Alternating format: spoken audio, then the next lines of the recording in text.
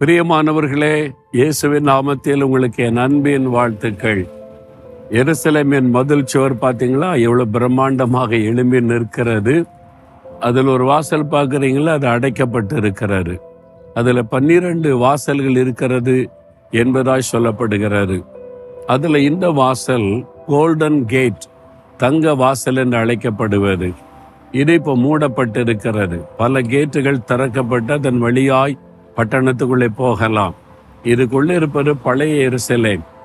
நம்ம வெளியில் இருக்கிறது புதிய எருசலேம் பட்டணத்தினுடைய பகுதிகள் இருக்கிறது.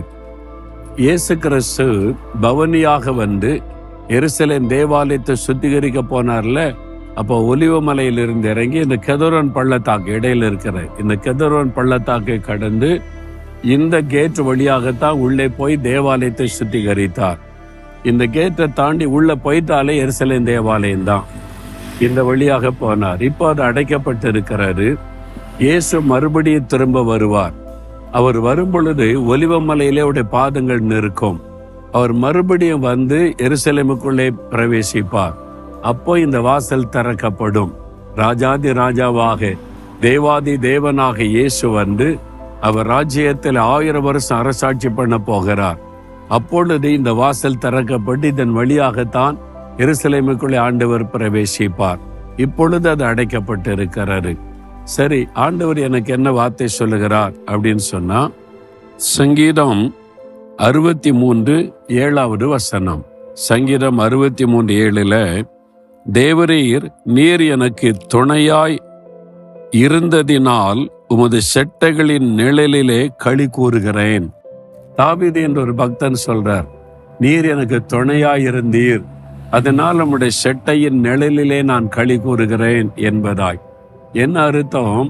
நீர் எனக்கு துணையாய் இருக்கிற தேவன். உங்களுக்கு துணையாக ஆண்டவர் இருக்கிறார். அவருடைய பிள்ளைகளுக்கு அவர்தான் துணை.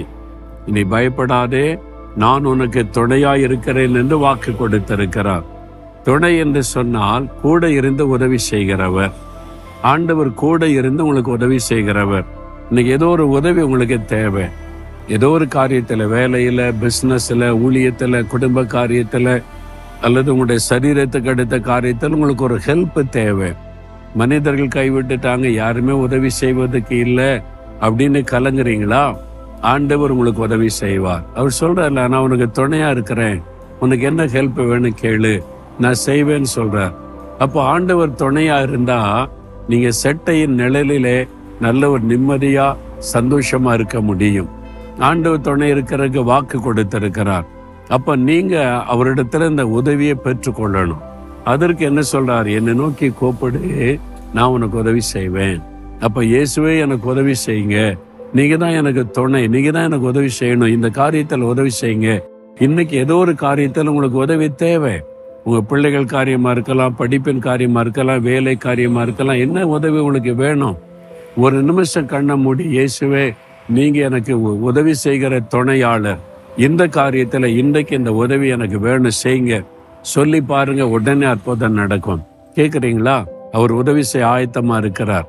உங்களுக்காக சிலுவிலே பலியாக தன்னையே கொடுத்த ஆண்டவர் உதவி செய்யாம விட்டுருவாரா? இப்ப நீங்க கேளுங்க, இயேசுவே நீர் எனக்கு துணையாய் நின்று உதவி செய்கிற தேவன், இந்த காரியத்துல எனக்கு உதவி வேணும், நான் இயேசுவின் நாமத்தில் உம்முடைய பார்த்து கேட்கிறேன், எனக்கு உதவி செய்யுங்க, இந்த காரியத்துல இன்றைக்கு ஒரு அற்புதம் செய்யுங்க, இயேசுவின் நாமத்தில். ஆமேன், ஆமேன்.